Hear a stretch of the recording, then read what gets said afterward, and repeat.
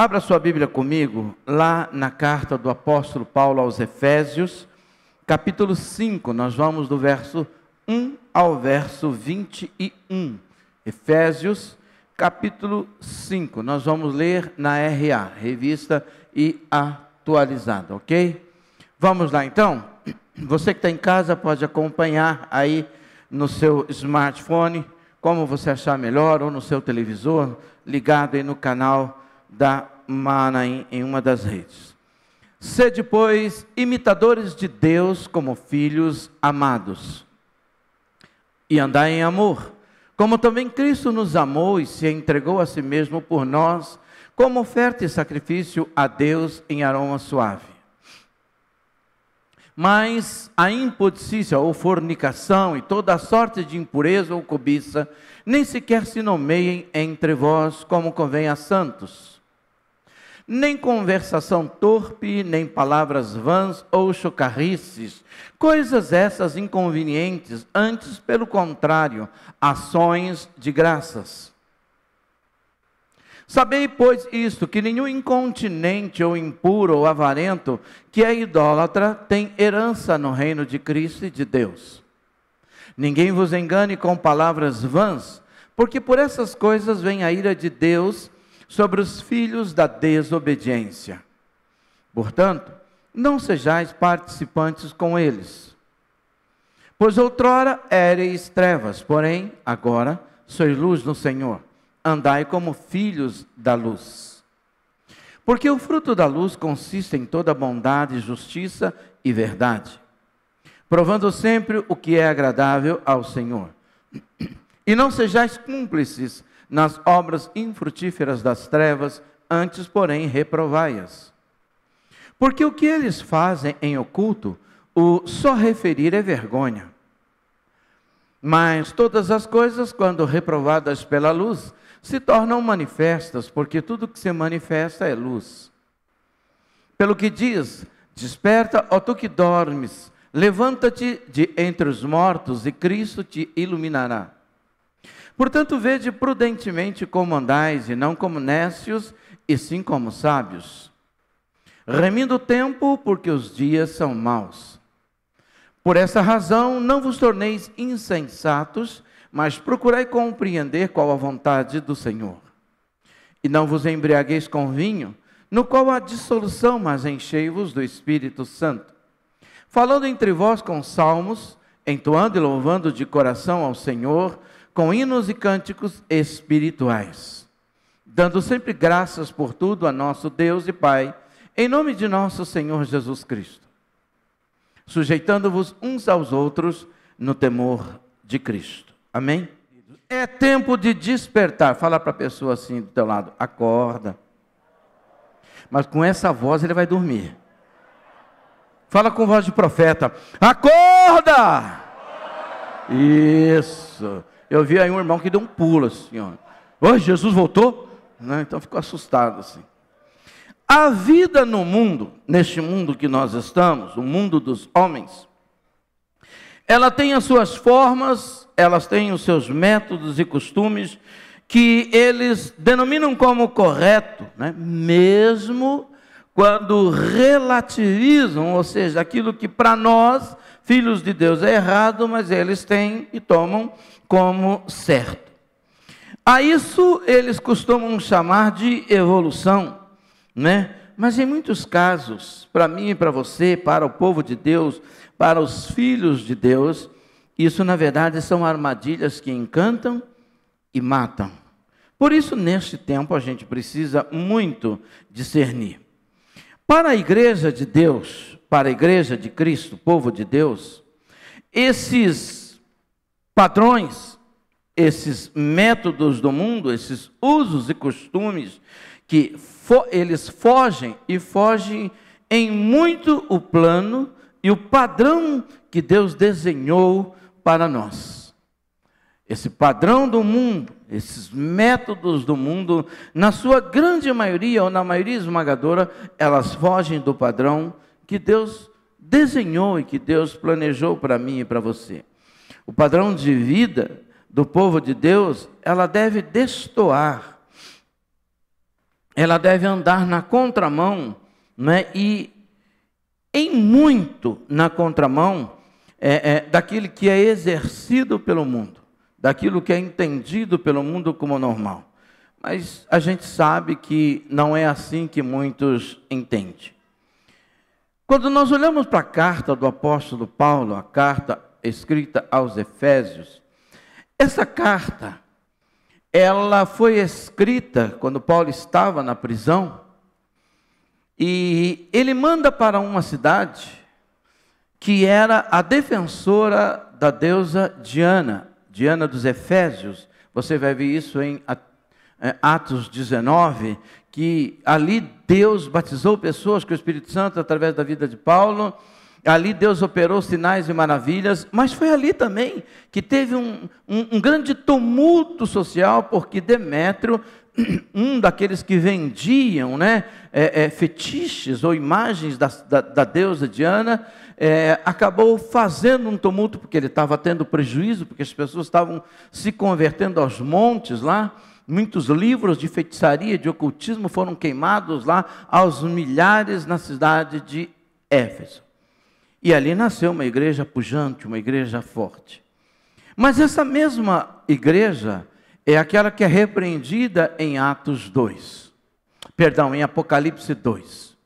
Quando Deus, o Espírito de Deus escreve às igrejas, e Efésios capítulo 2, Apocalipse capítulo 2, Efésios é a primeira igreja que recebe a carta.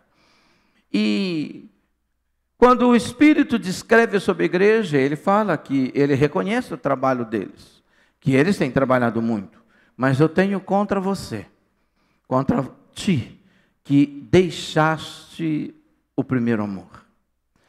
A igreja de Éfeso havia abandonado o primeiro amor. Muitas pessoas estudiosos procuram entender o que o Espírito de Deus está falando com o primeiro amor.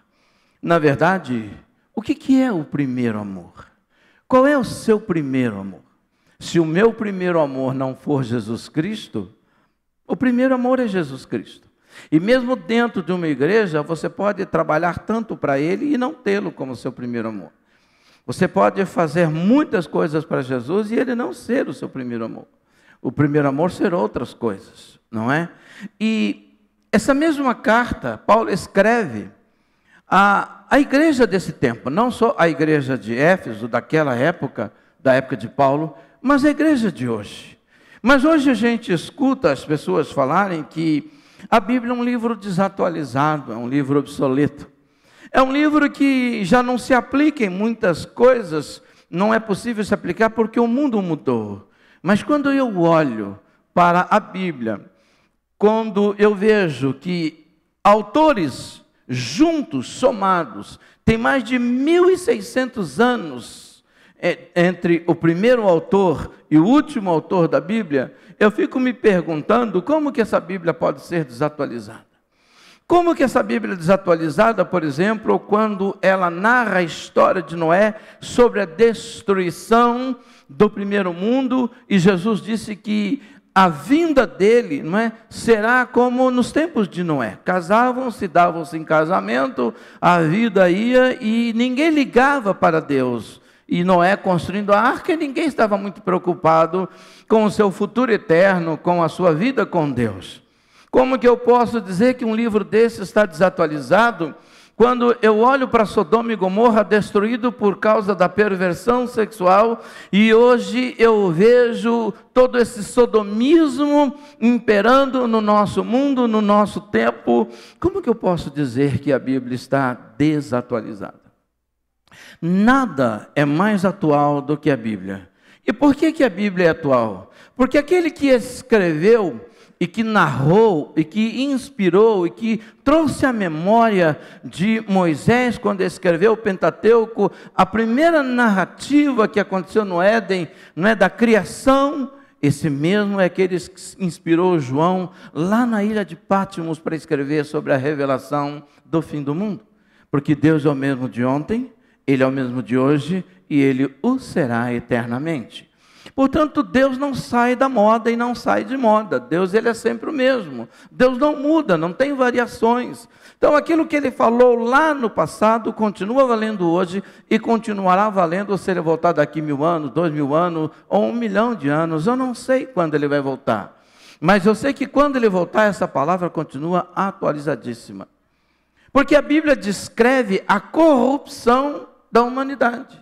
A Bíblia descreve uma criação que se afastou de Deus, que se corrompeu e que escolheu viver debaixo do seu bel prazer e da sua direção, sem obedecer à direção e à ordem de Deus, mesmo querendo Deus, mas não quer andar dentro dos padrões, dentro do currículo, dentro das normas, dentro daquilo que Deus estabelece. Não falo de leis orgânicas, porque as leis orgânicas, elas vão e vêm. Eu falo de leis que são princípios, eu falo de fundamento, eu falo daquilo que, desde quando ele chamou Abraão, designando e chamando-o para viver pela fé, assim como ele chamou a mim e a você para vivermos pela fé. Assim como Abraão precisava acreditar numa promessa, eu preciso acreditar numa promessa. Assim como Abraão caminhou rumo à terra prometida, mesmo não vendo a promessa, acreditou nela. E o povo de Israel é que entra nessa promessa. Eu também preciso acreditar na promessa. Eu preciso andar pelos olhos da fé. Mas como filho de Deus, como pertencente a esse reino, Paulo escreve à igreja dizendo que os padrões do mundo não devem ser aceitos em tempo nenhum. Porque nós adoramos um Deus que não muda. Porque nós adoramos um Deus em que não há nele variação. Ele também aponta por que nós devemos nos distanciar, não do mundo, mas das relações pecaminosas que é o padrão do mundo.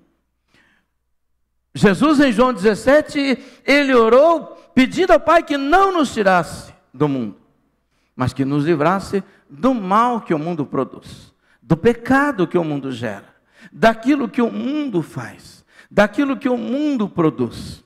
Hoje, agora à tarde, a Gisele recebeu um vídeo da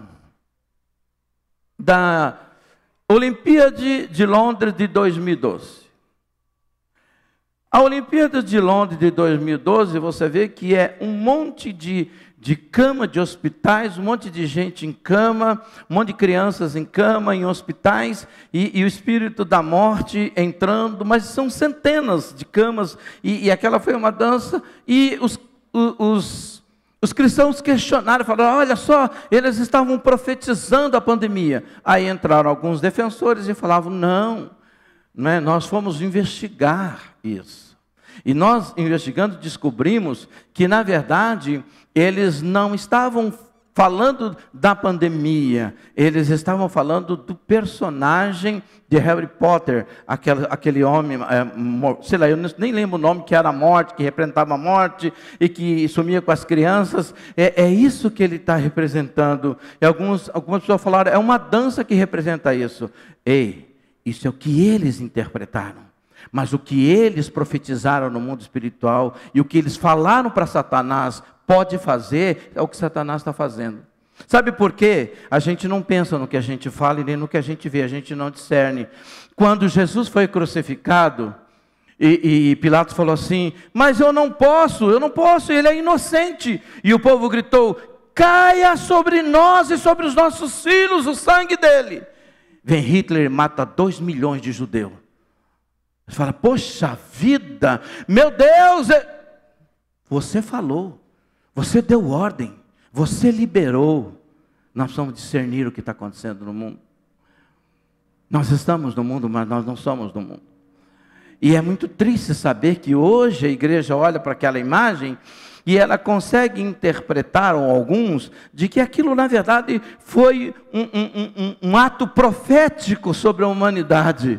E que veio de forma de pandemia. E que se nós não rompermos, pode vir em forma de outras doenças. Mas de qualquer maneira já foi legalizado. Porque esse é um reino dividido. O reino de Satanás é dividido. É o reino que mata eles mesmos. Eles se matam. Mas é pena porque a igreja vê isso como beleza e não discerne. 2012 para 2022, veja quantos anos se passaram. 10 anos. Para a gente discernir que há 10 anos atrás, o mundo estava profetizando uma desgraça. O mundo estava profetizando uma coisa em forma de uma dança artística, fazendo uma homenagem a um demônio do Harry Potter. E a pessoa tem coragem de dizer que no mundo, que Satanás tem amor. Ele só veio para matar, roubar e destruir. Nós precisamos discernir isso. Paulo, escrevendo à igreja, fala o porquê a igreja não deve compactuar com o mundo. Primeiro, porque filhos de Deus, igreja de Cristo, devem imitar o caráter santo do Pai eterno e o amor do noivo.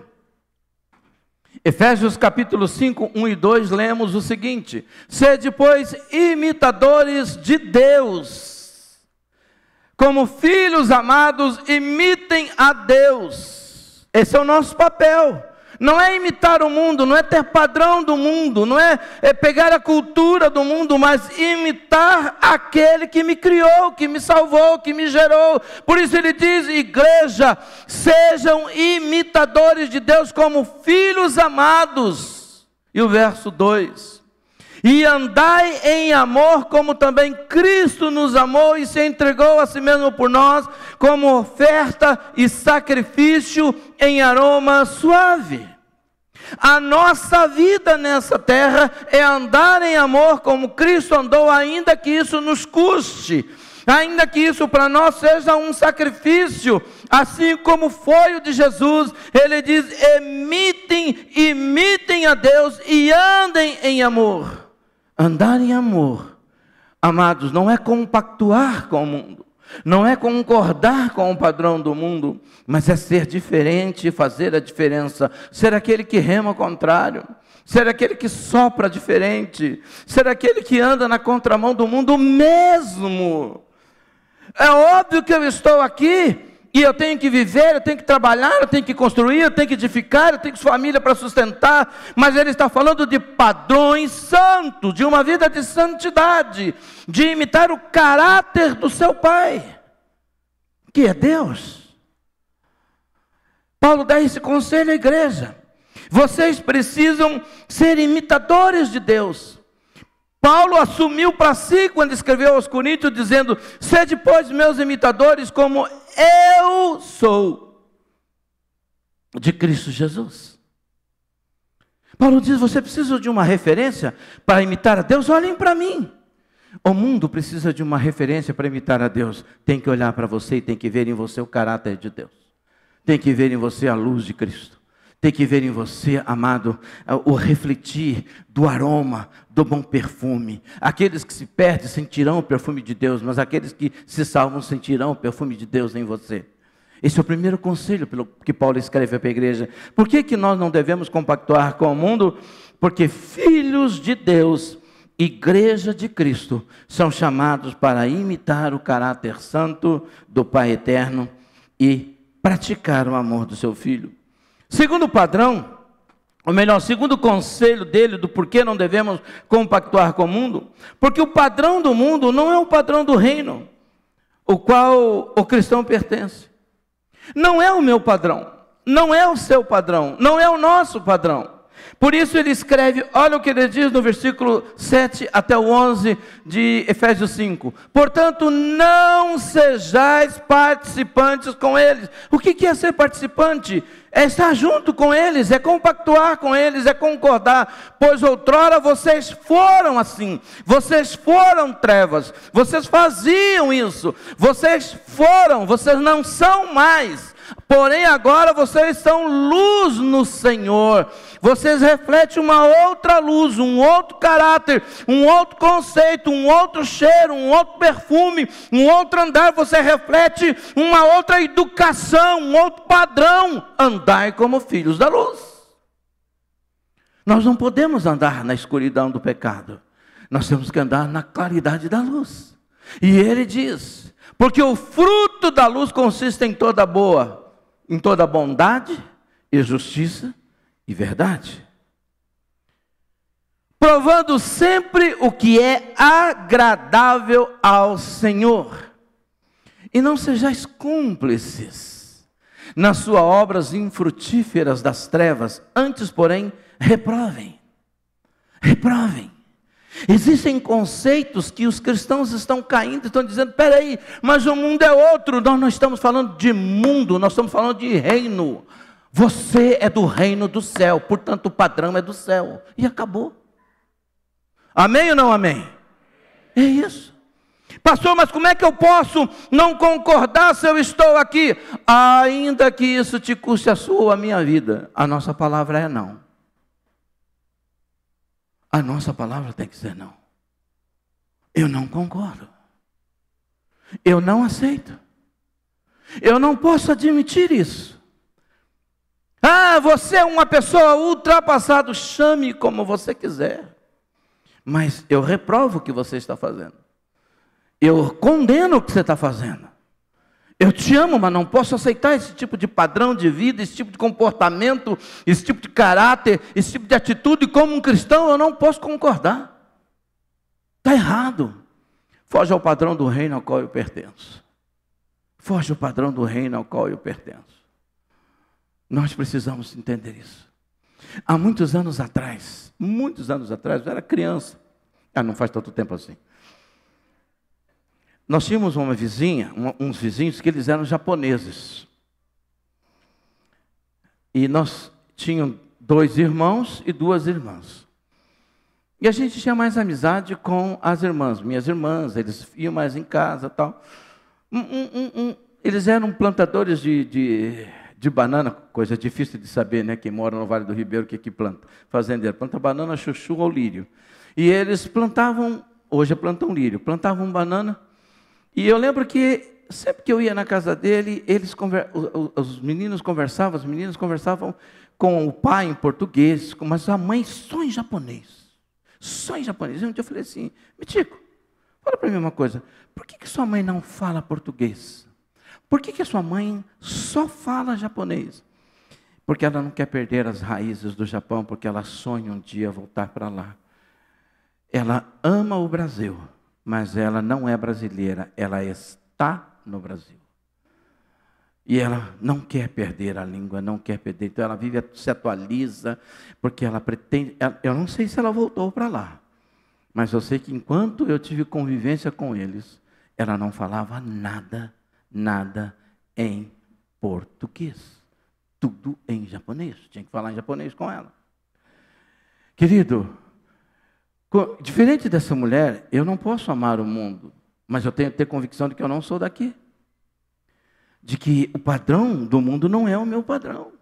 Eu preciso entender isso. Eu preciso ter isso no meu coração. Imagine você trabalhando numa empresa. Vejam, você trabalha numa empresa, ou seja no chão de fábrica, ou seja na parte administrativa, mas essa empresa adota um uniforme. Tanto para quem trabalha na parte administrativa, como para quem trabalha no chão de fábrica, ela adota um uniforme. Uma bela segunda-feira você aparece lá, vestido de surfista. Né? Falo de surfista porque eu sou surfista, brincadeira, só não. Aparece lá todo aí. Você veio trabalhar hoje? Vem. Mas cadê seu uniforme? Não, hoje eu escolhi, não veio de uniforme, eu vou trabalhar do meu jeito. Você vai ser chamado pelo seu chefe, vai falar assim, querido, quando você assinou o documento para trabalhar aqui, foi dado a você que aqui se trabalha com uniforme. E nós te demos o uniforme. Você tem que vir trabalhar com uniforme. Você tem mais de um par de uniforme, de um conjunto de uniformes. Você tem que trabalhar de uniforme. Não, mas eu não quero. Mas esse é o padrão da empresa. Sem uniforme aqui você não trabalha. Vai para casa. Se você não voltar, você está demitido. Por que com Deus o padrão tem que ser nosso e não dele? Ele tem o padrão dele. Ele tem a forma dele. Para entrar no céu de Deus é o padrão de Deus, não é o meu. Como dizia um amigo meu, a coisa no céu não é assim bagunçado, não. Tem ordem. E a gente precisa entender isso. Nós precisamos entender que o padrão do mundo não é o padrão do céu. Ah, mas É o amor, a gente tem que amar, pastor, e esse amor me leva a aceitar o quê? A pessoa, amém, o que ela faz, de jeito nenhum. Uma coisa é eu amar uma pessoa, outra coisa é eu concordar, coadunar, estar com ela, com aquilo que ela faz, se está fora do padrão de Deus. E isso é tão pesado em relação à igreja, que o Senhor Jesus, ele escrevendo, inspirando Paulo a escrever a igreja de Corinto, ele diz: se você percebe que esse irmão está vivendo de uma maneira totalmente errada, não sente com ele nem para comer, nem almoçar com ele, só almoce, mas nem que ele queira pagar o seu almoço, se você sabe. Sabe, qual é o padrão que você tem de vida? Vir à igreja, mas viver do seu jeito? Nós precisamos ter o padrão de Deus. Terceiro conselho, ou razão pela qual nós não devemos compactuar com o mundo, é que é loucura trocar a eternidade com Deus pelo prazer transitório desse mundo. É loucura. Sabe, existe uma coisa que hoje se fala muito, chamado custo-benefício. O que é custo-benefício? Imagine você, novamente, trabalhando em uma empresa, que você trabalha de segunda a sexta, você tem seu final de semana folgado, você tem os feriados prolongados, e você tem um bom salário. Mas um bom salário. Você vive bem. E de repente chega uma outra empresa concorrente e fala assim: olha, eu te pago R$1.000 a mais para você trabalhar comigo. E você não analisa custo-benefício. Você chega para sua esposa, também não analisa custo-benefício, e fala: olha, ele vai me pagar R$1.000 a mais, vai me dar todos os direitos, mas R$1.000 a mais. O que você acha? Nossa, R$1.000 a mais, R$1.000 a mais. Vamos lá? Não, vamos. E aí você concorda, a esposa concorda, você sai da empresa. Final de semana prolongado, você tem que trabalhar. Sábado e domingo, você tem que trabalhar. Quando férias, não vai dar para você tirar férias, você vai ter que trabalhar. Ah, hoje você vai trabalhar até 11 horas da noite. Por R$1.000, você prejudicou sua família, sua folga, suas férias, por causa de R$1.000. Custo-benefício, essa é a conta burra que as pessoas fazem. Por causa de R$100, por causa de R$500, elas trocam muitas vezes uma vida boa numa empresa, por causa de que quando ela não analisa custo-benefício. As pessoas falam assim: pastor, eu tenho uma vida inteira para viver, eu não posso ficar na igreja. E aí vai para o mundo, ele aproveita o mundo, ele bagunça, ele vive lá na orgia, na bagunça, nos prazeres da carne, está lá na farra, está vivendo olha, meu Deus, que coisa tremenda. Ele fala: agora sim eu tenho vida. Mas pensa bem, quantos anos ele vai viver o máximo? Vamos falar 120 anos na virtude dos 18? Vamos lá esticar a vida desse indivíduo. 120 anos. 120 anos de prazer. Porque ele vai viver na virtude, não vai nem envelhecer. 120 anos na virtude dos 18. E ele sai com todas, ele faz tudo, ele aproveita tudo, ele bagunça tudo, ele leva uma vida, meu Deus do céu, a carne dele vibra assim de tanto prazer. Aos 120 anos ele morre e vai viver eternamente gemendo no inferno. Valeu a pena? Valeu ou não valeu a pena? Ele ganhou a sua vida, mas ele perdeu a eternidade. Agora, é melhor você viver 120 anos no aperto e ter a eternidade toda com Deus, do que viver 120 anos na frouxidão, ou seja, na largueza, no prazer, e perecer. O que Jesus fala? De que adianta você ganhar a sua vida e perdê-la? É melhor você perder e ganhar a eternidade, do que ganhar a sua vida e perder a eternidade. Sabe, é loucura a gente trocar, por causa dos prazeres transitórios dessa vida, jogar fora as coisas que Deus tem para nós. E Paulo escreve isso. Versos 5 e 6, vamos ler. Sabei, pois, isso, que nenhum incontinente, ou impuro, ou avarento, que é idolatria, tem herança no reino de Cristo. E a minha tradução diz: fiquem sabendo disso, nenhuma pessoa imoral, impura ou avarenta, porque a avareza é idolatria. Essa pessoa não tem herança no reino de Deus. Ninguém vos engane com palavras vãs, com palavras bonitinhas, ou palavras absurdas ou boas, seja lá a palavra que não edifica, porque por essas coisas vem a ira de Deus sobre os filhos da desobediência. É por isso que Paulo diz: filhos de Deus tem que estar atento, tem que estar de olho. É loucura. A gente vê as pessoas trocando pelos prazeres transitórios dessa vida, trocando a vida eterna, trocando a fé. Sabe, aquele povo quando saiu do Egito, falou: eu quero voltar para o Egito, eu quero comer carne, eu quero comer peixe. Começou a blasfemar contra Deus, morreu todo mundo no deserto e ninguém entrou na terra prometida. Ei, se nós estivermos de olho na promessa, a gente suporta todos os reveses dessa vida, porque eu sei, você sabe, nós sabemos em quem nós cremos, e sabemos que Ele é poderoso para guardar o nosso tesouro até o dia final. Amém ou não amém? É isso que tem que nos sustentar, queridos. É isso que tem que nos manter de pé todos os dias. Tem dias que são terríveis, mas tem dias que não são tão terríveis. Mas a gente não pode trocar pelos prazeres transitórios dessa vida, jogar a eternidade no lixo. É uma questão de custo-benefício, entenda isso. Entenda isso, pelo amor de Jesus. Paulo está escrevendo à igreja de Éfeso, a igreja, a cidade da deusa Diana, do povo da idolatria, da devassidão, da orgia. E ele não está escrevendo para ímpio, ele está escrevendo para crente. Ele está escrevendo à igreja. Está escrevendo para o mercado. Está escrevendo para a imprensa. Está escrevendo para a igreja. Está falando com um crente. Está falando com um cristão. E nesse tempo, as cartas têm que ser lidas dentro da igreja.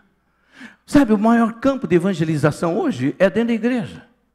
Porque o crente precisa ser evangelizado. O crente precisa entender o que é a vida de fé, o que é a vida com Cristo. Porque ninguém está disposto a sofrer absolutamente nada por amor a Jesus. Ninguém está disposto a enfrentar revés nenhum, sabe, pela sua fé em Cristo Jesus. Ninguém está disposto a perder nada por amor a Cristo. Mas todos nós queremos a eternidade. Ah, Deus não me chamou para sofrer. Mas quem foi que te falou essa bobagem? Se Ele disse que no mundo você terá tribulação, ou tribulação é alguma piada que a gente não sabe qual é. Quando você está passando por tribulação, você deve dar muita risada, não é isso? Então até que a gente lê assim, Jesus disse: no mundo nós vamos ter tribulação. Lógico que não, né?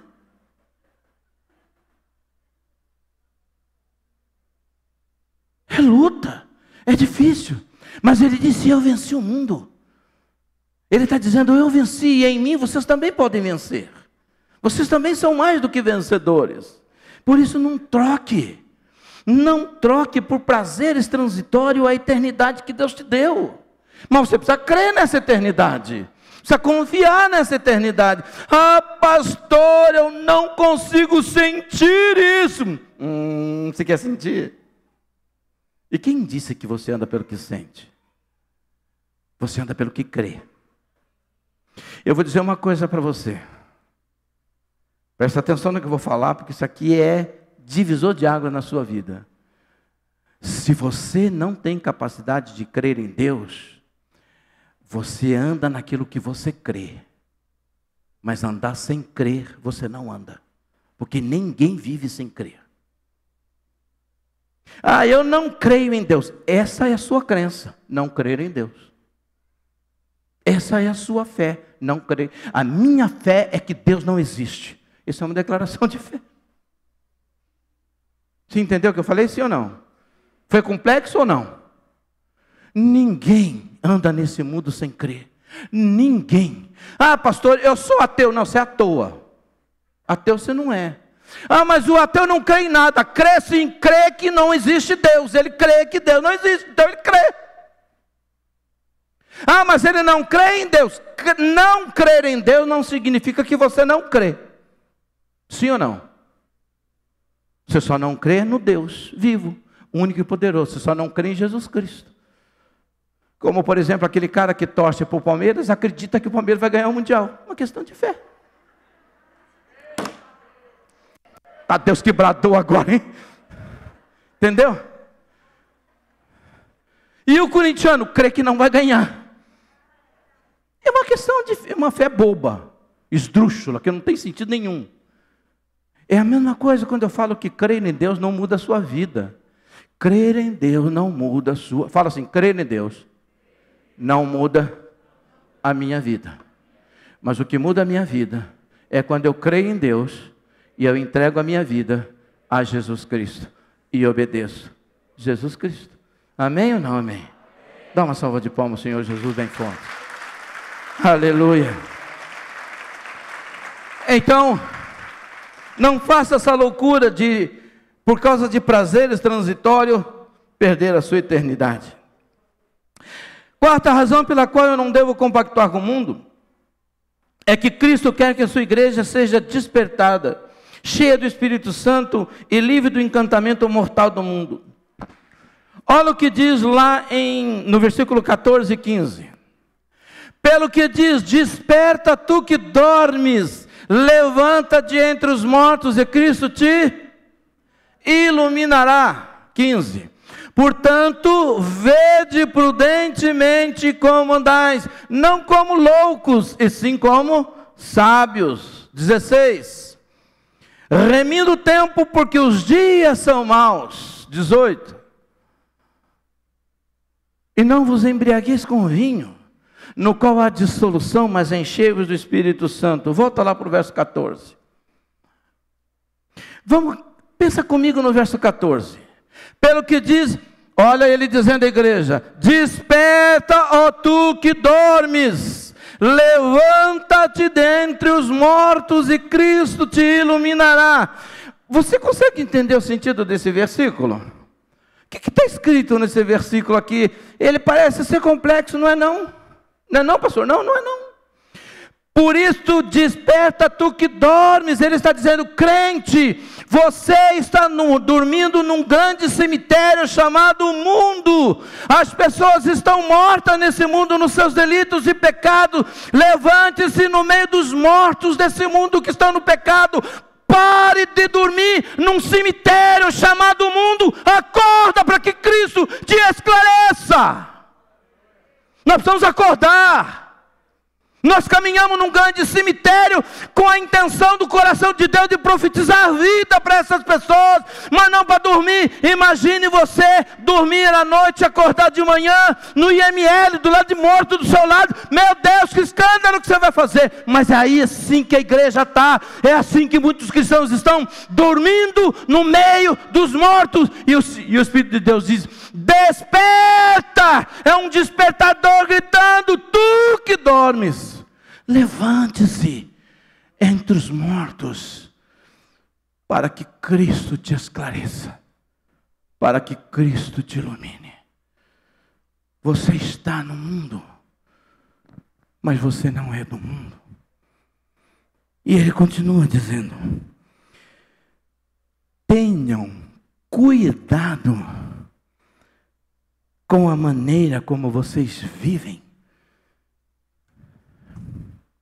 Sabe, quando eu era criança pequena lá em Barbacena, eu não era convertido, eu ia sair à noite, ou durante o dia eu ia para a praia, falava assim, mãe, eu estou indo para a praia, tá? Minha mãe falava assim, vê como você vai e vê como você volta, viu? Tipo, cuidado como você anda por aí. Cuidado como você anda por aí. Olha o que está escrito aqui. Tenham cuidado da maneira como vocês vivem. Tem gente que pensa que está vivo, mas está morto. Tem gente que pensa que está acordado, mas está dormindo. Porque os dias são maus. Há um encantamento no mundo. E eu falo no mundo cristão. Há um encantamento no arraial dos crentes. Que parece que a coisa está... Sabe, nós estamos vivendo, tem pastor que fala assim, nós estamos vivendo o melhor tempo da igreja. Qual é o melhor tempo da igreja?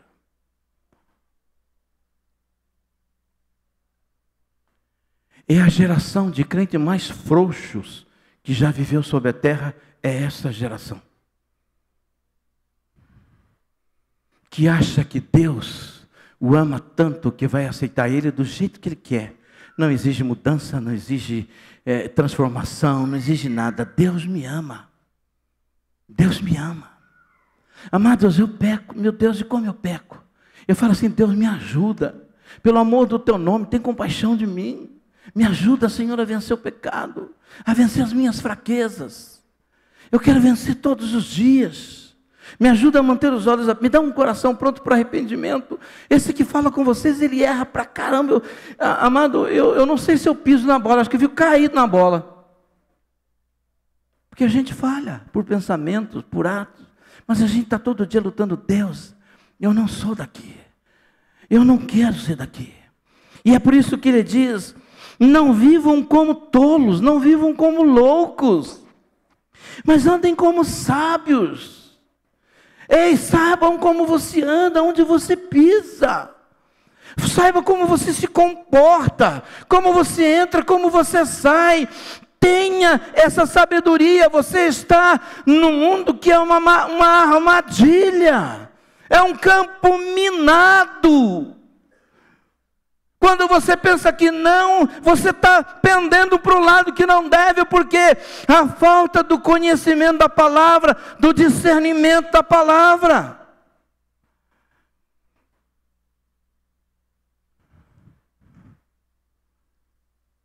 Eu estava conversando segunda-feira com a minha... Ontem fui levar minha cunhada no aeroporto, ela foi fazer um teste.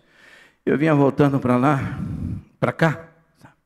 E na nossa conversa eu falei para ela assim, olha, eu tenho certeza que muita gente que vai se identificar comigo. E se não for, essa é a minha luta. Eu falei para ela assim, eu tenho uma luta comigo todos os dias, que é uma luta miserável, mas é uma luta desgraçada. Todo santo dia eu enfrento essa luta. Eu sou barriga verde, eu nasci na praia.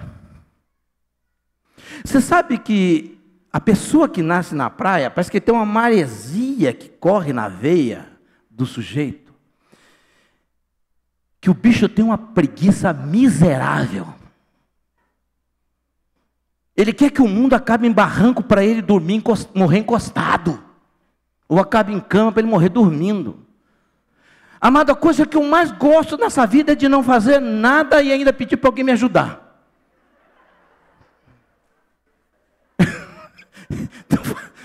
Estou falando sério. É a coisa que eu mais gosto, é de não fazer nada. Nada, nada, nada. Pastor, o que é nada? É nada. E ainda fala assim, dá para você me ajudar? Todo dia é uma luta para eu ter que trabalhar, para eu ter que fazer, para eu ter que ler a palavra, para eu ter que orar, para eu ter que falar.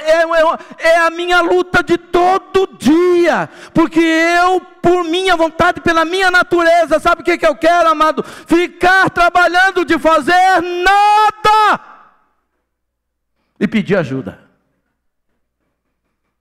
Mas eu tenho que orar, eu tenho que ler a Bíblia, eu tenho que vir para a igreja, eu tenho que cuidar de vocês, eu tenho que preparar estudo, e depois eu tenho que orar. Eu gosto de comer, mas eu tenho que jejuar.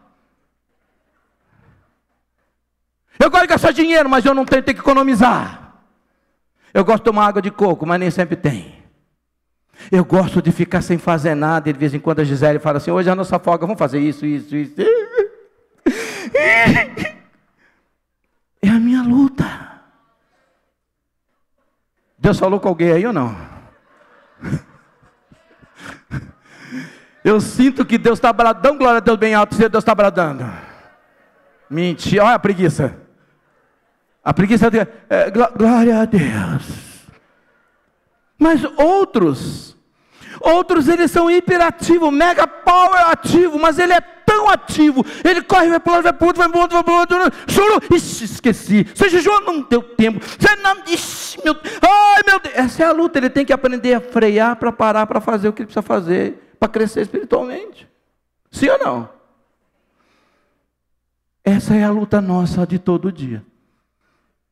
Eu não sei qual é a sua, mas se for a minha, vamos ser felizes juntos. Mas a verdade, amados, é que ele diz assim no versículo: não se embriaguem com vinho que leva à devassidão, mas se deixem encher pelo Espírito de Deus. Porque o Espírito não deixa a gente entrar nesse encantamento, não deixa a gente entrar nessa mentira do mundo, não deixa a gente cair nessa armadilha do inferno que vem sobre nós. Por isso, Cristo quer a sua igreja despertada. Só nesse texto dá para a gente pregar um culto inteirinho. 5, último conselho. Eu avisei que antes da meia-noite eu termino esse culto. O Espírito Santo, Paulo fala que eu não devo compactuar com o mundo e aconselha a igreja, porque o Espírito Santo, ele nos ajuda a esperar por Cristo com vida santa, com uma linguagem santa, né? Vida e linguagem santa, e uma vida entre irmãos e no temor de Deus. O que é isso, pastor? Salmos 5, 19 a 21. Perdão, Efésios 5, 19 a 21. Falando entre vós com salmos, entoando e louvando de coração ao Senhor com hinos e cânticos espirituais, dando sempre graças por tudo a nosso Deus e Pai, em nome de nosso Senhor Jesus Cristo, sujeitando-vos uns aos outros no temor de Cristo. É a gente, é a igreja unida, é a igreja tendo uma linguagem que agrada a Deus. E qual é a linguagem que agrada a Deus? É falar a sua palavra com Ele, é cantar cânticos a Ele, hinos e cânticos, é louvar a Deus de coração, é ter um coração grato diante de Deus, é acordar todo dia louvando a Deus e com gratidão no nosso coração. Eu falo que a gente precisa aprender a meditar. Sabe como que eu entendo a meditação? E aqui não se ofenda com o que eu vou falar, mas eu entendo a meditação com a seguinte ilustração. Pense num animal ruminante, cavalo, qualquer outro animal ruminante.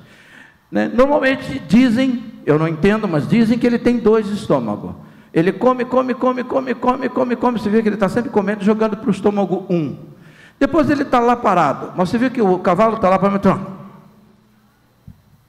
Não está comendo, mas ele está. Porque naquela hora, ele está meditando na comida que ele comeu, no capim que ele comeu. Porque está voltando do estômago, e agora ele está mastigando, ruminando, tirando tudo o que aquele capim pode dar para ele, toda a proteína, no caso para o animal, para ele engolir e ir para o estômago 2, que vai dar para ele toda a energia que ele precisa. Tenha sempre um versículo na sua mente, depois faz ela descer para o coração, e aí pensa, medita nessa palavra, você vai ver que tem hora que você vai chorar, que o Espírito Santo vai falar tanto com você, você vai chorar. Ele vai te quebrantar, ele vai te ensinar, ele vai te dar ministração. Como assim, pastor? Sim, você vai aprender a pregar a palavra de Deus para o seu amigo, para o seu colega, só na meditação. Porque você pega um versículo e Deus vai falar com você. Deus vai falando com você. É isso que ele fala, falando entre vocês, com salmos, hinos, cânticos espirituais, cantando e louvando ao Senhor de coração, dando sempre graças em tudo ao nosso Deus e Pai, em nome de nosso Senhor Jesus Cristo. Se sujeite um ao outro no temor de Cristo. Aprendam a valorizar um ao outro, a acreditar um no outro, a profetizar bênçãos sobre a vida do outro. Isso é a igreja de Cristo. Nós não somos daqui. Quando o Senhor Jesus inspirou Paulo a escrever essa carta, ele escreveu para uma igreja que naquele tempo era como que o centro do mundo, vamos chamar assim, excluindo isso aí Roma, mas era uma grande cidade, mas ela perdeu. Essa mesma igreja que Paulo está operando maravilhas em Atos 19, que batiza pessoas com o Espírito Santo, que Paulo faz sinais, prodígios e maravilhas, que pitonisas são libertas, que centenas e montanhas de livros de feitiçaria, de ocultismo são queimados em praça pública, que as pessoas abandonam o evangelho. Essa mesma igreja que é pujante, essa mesma igreja recebe uma repreensão do Espírito de Deus dizendo: eu tenho contra você que você deixou o primeiro amor. Eu acredito que a igreja do nosso tempo, E muitos cristãos têm deixado o primeiro amor. Têm abandonado a vida de intimidade com o seu primeiro amor. O meu primeiro amor não é a minha mulher.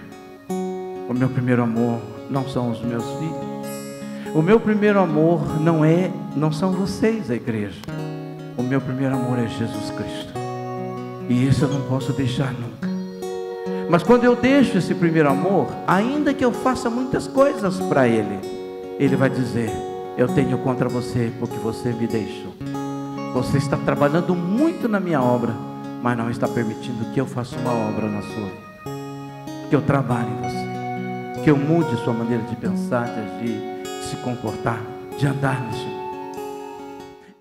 Muito obrigado por acompanhar mais uma de nossas ministrações. Não deixe de acompanhar as nossas mídias sociais. Eu sou o Pastor Felipe e gostaria muito de receber você aqui na nossa comunidade, todo domingo às 8h30, 11 e 18 horas. Você é o nosso convidado na Avenida Cruzeiro do Sul, número 360, em Osasco.